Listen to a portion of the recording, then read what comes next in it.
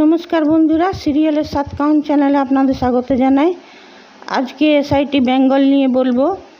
এখন দেখা যাচ্ছে যে ইন্দ্রজিৎ বসাক তার স্ত্রী মধুমিতা ওরা মন্দিরে গেছে পুজো করতে, আর মন্দিরে পুজো করছে, কিন্তু ওই রমি ডিসুজা ও বুঝে গেছে যে কেসটা ওর মানে একা ও মেদিনীপুর থানার ওসি আছে ঠিকই, কিন্তু একার টিম দ্বারা ওর সম্ভব হবে না এই কেসটা আর এই বাসুদেবকে মাকড়ে জাল থেকে ধরা।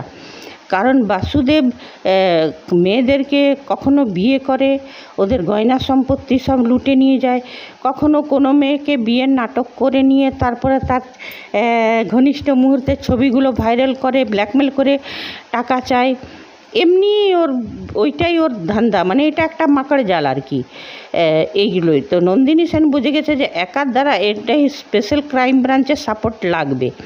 সেই জন্যে নন্দিনী সেন সে মানে রমি ডিসুজা ফেসবুকে নিজের নাম নন্দিনী সেন রেখেছে, ছদ্মনাম।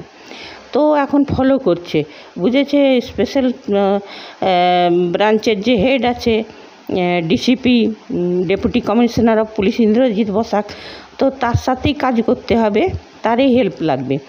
তো মন্দিরে যাচ্ছে ওরা পুজো করতে, আর ও ফলো করছে।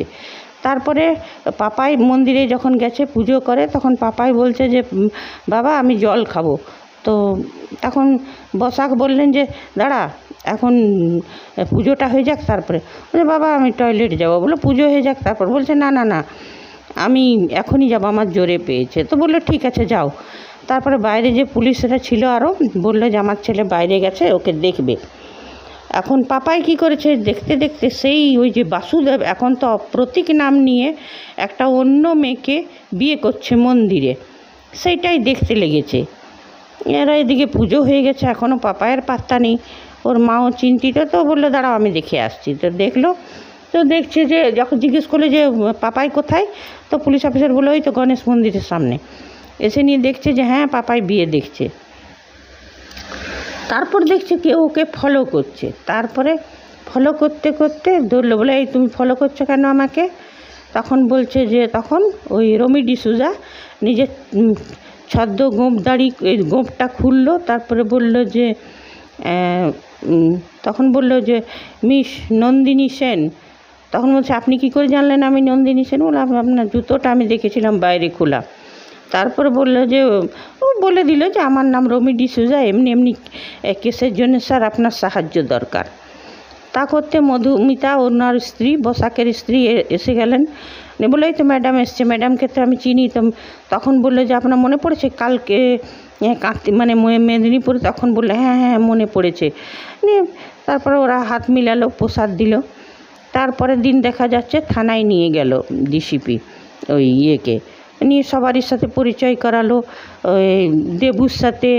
তারপরে ইউসুফ আলী যে মোটা মতন মার্শাল, ওনার নামে ইউসুফ আলী, ওনার সঙ্গে মানে স্পেশাল ক্রাইম ব্রাঞ্চের যারা ইন্দ্রজিৎ বসাকের সাথে থাকে। আর রোহিত হচ্ছে হ্যাকার, ও কোনো রকম আইডি সব কিছু হ্যাক করতে পারে। তো সবারই সাথে পরিচয় হলো। তখন ঘটনাটা বললো যে এমনি এমনি একটা লোক কখনো বাসুদেব বসাক, কখনো মানে নানা রকম ছদ্ম নাম নিয়ে থাকে, আর নিয়ে মেয়েদেরকে নিজের জালে ফাঁসায়। আর তারপরে কখনো বিয়ে করে কখনো করে না, নিজেদের ঘনিষ্ঠ মুহূর্তের ছবিগুলো মানে এমএমএস বানায়, আর ওইটা ভাইরাল করে দেওয়ার জন্য ব্ল্যাকমেলিং করে টাকা পয়সা নেয়।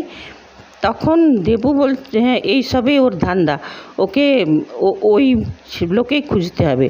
তো রমি ডিসুজা তখন বলল স্যার আমি এই কেসটাতে আমি খুব মানে বড় কষ্টেই আছি, এই কেসটায় আমার মনটাকে নাড়া দিয়ে দিয়েছে। যতক্ষণ না এই কেসটা সলভ করতে পারবো, ওই দুষ্কৃতীকে জেলে ভরতে পারবো, ততক্ষণ আমার শান্তি নেই। তখন বললো তার জন্য তো আপনাকে আমি থানা থেকেই সরিয়ে দিব। তখন বললো যে আমাদের টিমে আপনি জয়েন করুন রমি ডিসুজা।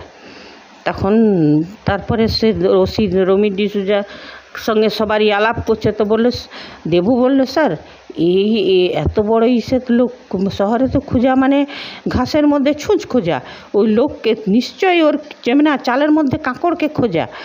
স্যার নিশ্চয়ই ওই লোকটার কিছু না কিছু একটা ক্লু তো থাকবেই।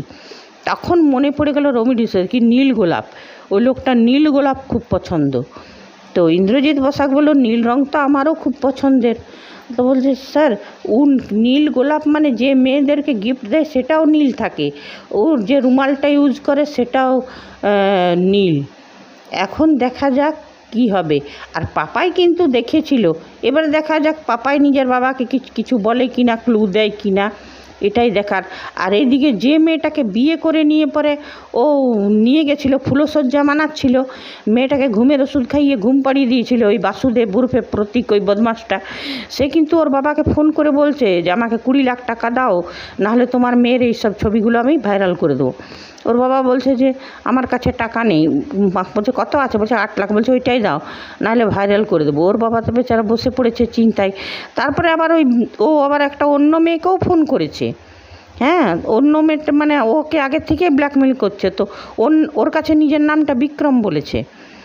তো ও বলছে আমি তো সর্বশান্ত হয়ে গেছি, আর তোমাকে আমি কোথা থেকে দেব? তো বললে সে আমি জানি না, তাহলে তোমার ছবিগুলো ভাইরাল করে দেবো। এইদিকে স্পেশাল ইনভেস্টিগেশন টিম তো রমি ডিসুজা তো ওদের সাপোর্ট পেয়ে গেল। এবার দেখা যাক এই বাসুদেব, প্রতীক, বিক্রম যেই নাম হোক একে ধরা যায় কি না। তবে হ্যাঁ, এটা বলল ইন্দ্রজিৎ বসাক যে এটা একটা মাকড় জাল, আর এ ক্রাইমটা কোনো অংশে কম নয়। এর ক্রাইম হচ্ছে মানে এর জন্য অনেক মেয়েও মারা গেছে, তো খুনিরও বহুত বড় ক্রাইম এটা, একে ছাড়া যাবে না। এইবারে আমরা আগামী পর্বগুলোতে দেখব রমি ডিসুজা স্পেশাল ক্রাইম ব্রাঞ্চের টিমের সাথে মিলে নিয়ে কেসটা কেমন করে সলভ করে। ধন্যবাদ বন্ধুরা। মধুমিতা আর নীল ভট্টাচার্য সিরিয়াল আসছে, ভোলে বাবা পার করেগা। আপনারা যদি কেউ উৎসাহিত থাকেন তো কমেন্ট করে জানাবেন, ওটারও ভিডিও দিব। আর আমার যদি বলা আপনাদের ভালো লাগে কমেন্ট করবেন, না ভালো লাগে তাও কমেন্ট করবেন, লাইক করবেন, সাবস্ক্রাইব করবেন।